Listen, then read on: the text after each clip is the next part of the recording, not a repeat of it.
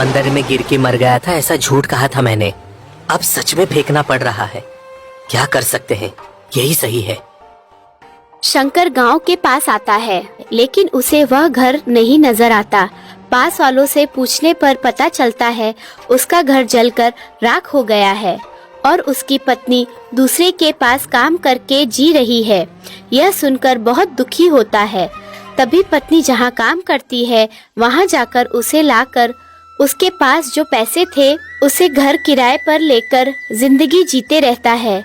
समंदर में फेंकी हुई पेटी एक मछुआरे को मिलती है। उस पेटी को देखकर वो सोचता है, ये पेटी में क्या है जी, मेरी तरफ आ रहा है। लगता है पेटी में कुछ बहुमूल्य सामान है। फिर वो उस पेटी को खोलकर देखता है। उसमें किशन रहता है। ये तो पैसे वालों का लड़का लग रहा है। फिर पानी डालकर उसे जगाता है। तभी किशन आंखें खोलता है। कौन है बेटा तू? कैसे इस पेटी में आ गया? तुझे किसी ने समंदर में फेंका था क्या? तभी किशन मछुआरे से झूठ बोलता है। क्या पता क्या हुआ, मुझे पता नहीं। वो सब मुझे याद नहीं। मुझे बहुत भूख लगी है, थोड़ा खाना दे दो मुझे। आपका बहुत बड़ा उपकार होगा। उसमें क्या तकलीफ जी, पास में ही मेरा घर है। घर के अंदर जाने के बाद मछुआरा अपने पत्नी से सारी बात बताता है। बेटा, तुम्हारे माता पिताजी कौन है? क्या करते? पहले तुम खाना खा लो, फिर बात करेंगे। आराम से खा लो। मैं कहाँ से आया हूँ, इधर क्यों हूँ, वो सब मुझे याद नहीं। आपके बच्चे क्या करते हैं? हमें बच्चे नहीं है बेटा, अब तो हमें बच्चे होंगे भी नहीं। अब हमारी उम्र हो गई है बेटा। माँ जी, आज से आप ही मेरे माता पिता हो। वैसे भी हमें बच्चे नहीं है, तो हमारे साथ ही रह बेटा, अपने बेटे जैसा ख्याल रखूंगा। कल से मैं भी आपके साथ मछली पकड़ने चलूंगा। मछली पकड़ने के बाद आप घर पर बैठकर विश्राम कीजिए। मैं जाकर बाजार में बेचकर आऊंगा। आए हुए पैसों से शांति से जिएंगे।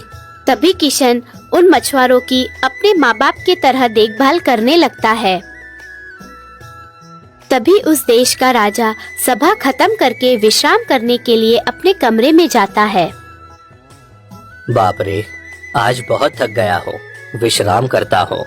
नींद भी बहुत आ रही है।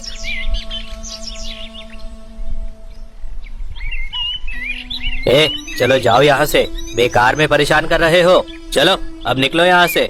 लेकिन कुछ समय बाद भी वह पक्षी आवाज करते रहते हैं।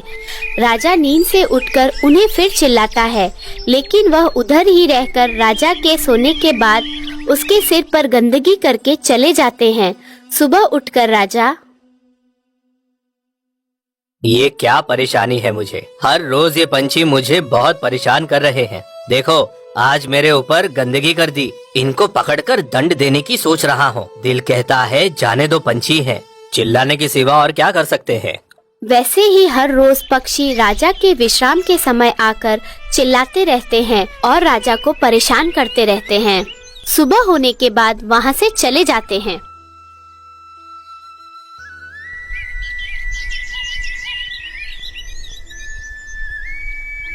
पिताजी, आज हमारा मछली पकड़ने जाना जोखिम है। आज के दिन बड़ा तूफान आने वाला है, हम नहीं जाएंगे। ये क्या, इतनी धूप में तूफान आएगा कह रहे हो? इतने सालों से मछली पकड़ने जा रहा हूँ, मुझे सब मालूम है।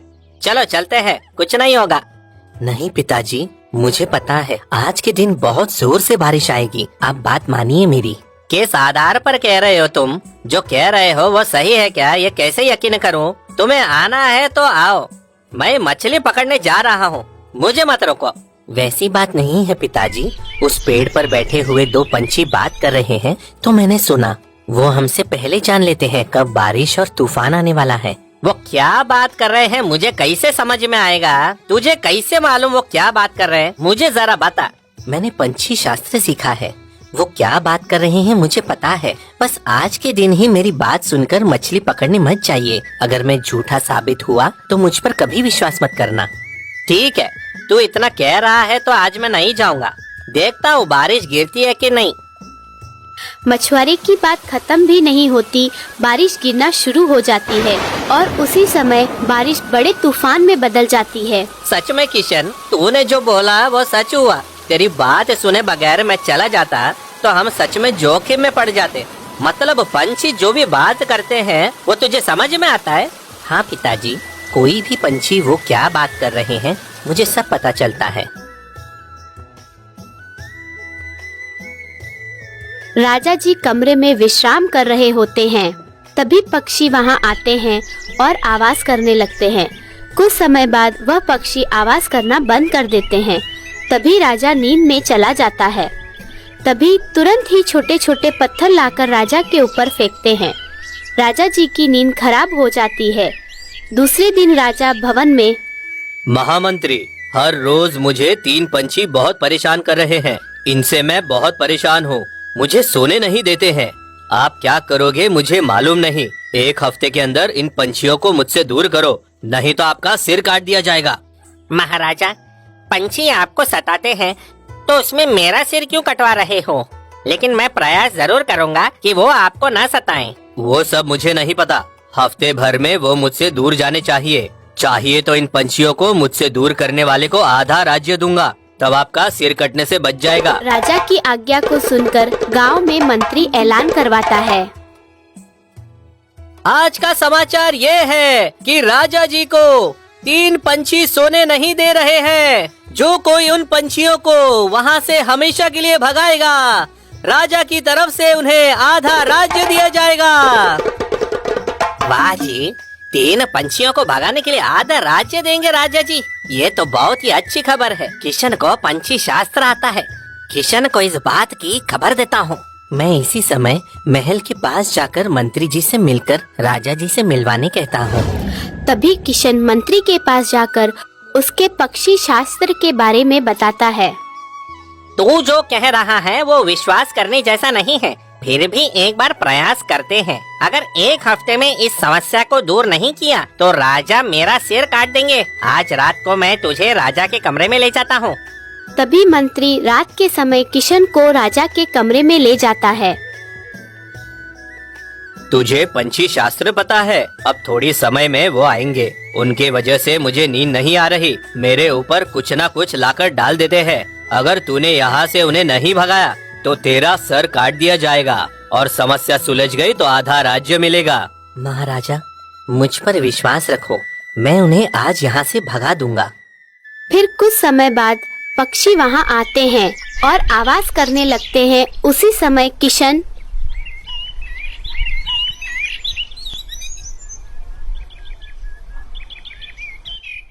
राजा, इन तीनों के बीच एक समस्या है।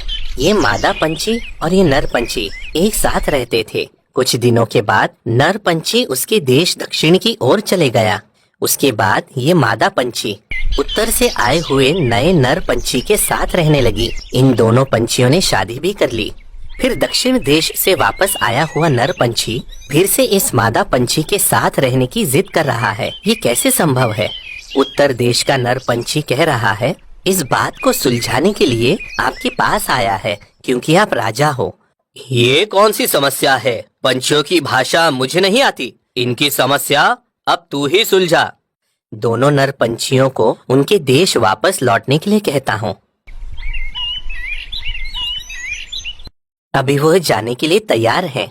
अभी मादा पंछी जिसके साथ जाना चाहती है उसके साथ जाने के लिए कहता हूँ। मादा पंछी उत्तर देश से नर पंछी के साथ जाने के लिए निर्णय ले चुकी है। तभी एक पंछी एक तरफ और 2 पंछी दूसरी तरफ चले जाते हैं। चलो, अच्छा अब शांति से सोता हो। इससे पहले तू मिला रहता तो ये समस्या कब की खत्म हो जाती। ये लो, ये सोने के सिक्के तुम्हें भेंट में दे रहा हो। ये क्या महाराजा, इस समस्या का हल निकालने वाले को आधा राज्य देने की बात की थी, आप भूल गए क्या? आधा राज्य चाहिए? इतनी छोटी समस्या के लिए कौन आधा राज्य देता है? तूने क्या लड़ाई लड़ी है जो तुझे आधा राज्य दिया जाएगा? सोने के सिक्के दे सकता हूँ, लेकर चले जाओ। ये लो। आप बात से मुकर गए हो। अब मैं क्या कर सकता हूँ वो आपको दिखाता हूँ। उसी समय बहुत सारे पंछी बादलों में से आने लगते हैं। वो देखकर राजा, क्या है, इतने सारे पंछी एक साथ आ गए? क्या कर रहा है तू? कुछ नहीं महाराजा, मेरे एक इशारे पर ये पंछी तुम्हारे राज्य के धान ही खराब नहीं करेंगे, बल्कि तुम्हारी प्रजा के लोगों को भी चोट पहुंचाने लगेंगे। बहुत बड़ा कष्ट उठाना पड़ेगा आपको। इतना बड़ा अनर्थ मत करो, वापस भेज दो, मैं तुम्हें आधा राज्य देता हूँ। वाह किशन, तू बहुत ही होशियार है। मुझे बच्चे नहीं है, आज से तू मेरे साथ ही रहेगा। माता पिता को भी यहाँ लेकर आ, उन्हें राजा के जैसा सम्मान दूंगा। आपने मुझे आधा राज्य देकर मुझ पर कृपा की है, आपका धन्यवाद। कल ही मैं तुझे इस राज्य का युवराज बनाता हूँ। तभी अपने मछुआरे माता पिता को लेकर उन्हें भी अपने साथ महल में रखता है। कुछ सालों बाद राजा गुजर जाता है और जो युवराज रहता है वह राजा बन जाता है। वह बहुत सारे महल बनाते रहता है। एक दिन उसके बगीचे में उसकी नजर एक बूढ़े पर पड़ती है। उस मजदूर बूढ़े को किशन अपने पास बुलाता है। इस उम्र में आपका इतना बोझ उठाना अच्छी बात नहीं है। आप यहाँ पर अकेले आए हो या फिर आपके साथ कोई और भी आया है? महाराजा, मेरी पत्नी मेरे साथ यहीं पर काम करती है, तो उन्हें भी यहाँ बुलाओ। तभी वह बूढ़ा जाकर अपनी पत्नी को ले आता है। किशन उन्हें देखकर, माँ जी, आपको बच्चे नहीं है क्या? इस उम्र में इतना बोझ उठा रहे हो? मुझे एक बेटा हुआ करता था, लेकिन वह 7 साल की उम्र में कुछ अनहोनी के वजह से समंदर में डूब के मर गया। उसके बाद से हम अकेले ही हैं। क्या करे, नसीब नसीब की बात है। तुम्हारे बेटे के शरीर के ऊपर कुछ निशान था? हाँ था बेटा। उसके पीठ के पीछे बाएं हाथ की तरफ एक तिल था। उसने जब जन्म लिया था तभी मैंने सोचा था कि वह राजा बनेगा, लेकिन ऐसे मर जाएगा कभी नहीं सोचा था। मतलब वो तिल यही है शायद। देखो माँ। हाँ, ऐसा ही तिल था, लेकिन मेरा बेटा तो मर गया ना। नहीं माँ, मैं तुम्हारा ही बेटा हूँ। अब बताओ, मैंने जो कहा वो सच है या नहीं? पिताजी, मैंने आपको पहचान कर यहाँ बुलाया है। तुम हो किशन? मैंने उस दिन पैसों की लालच में बहुत बड़ी गलती की। तुझे समंदर में फेंकना महापाप था मेरा। उसी पाप की वजह से बेटा आज हम इस दशा में हैं। आपने मुझे उस दिन पेटी में बंद करके समंदर में फेंका था, उसी वजह से मैं आज राजा बना हूँ। जो कुछ भी हुआ वो हमारे अच्छे के लिए हुआ। आप मुझे मजदूर के रूप में यहाँ मिले। तभी किशन उसे संभालने वाले माता पिता के साथ और खुद के माता पिता के साथ मिलकर राज्य को खुशी से